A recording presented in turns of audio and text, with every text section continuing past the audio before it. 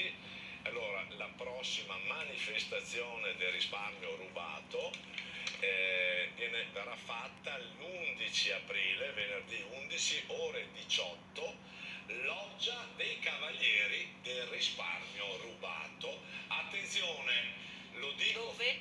A Treviso. A Treviso. Quindi Loggia dei Cavalieri del risparmio rubato, Loggia Cavalieri 11 aprile. 11 aprile ore 18. Vi aspetto aspetto tutti, perché quello che è successo alle banche venete, come ricordava la signora Giulia, che è una vergogna, la gente dovrebbe niente, perché il sistema finanziario, bancario, assicurativo non ha imparato niente, Banca d'Italia non ha imparato niente, Consob non ha imparato niente, perché si stanno continuando a replicare situazioni che vanno nelle spalle delle gente a portargli via soldi. Siamo pieni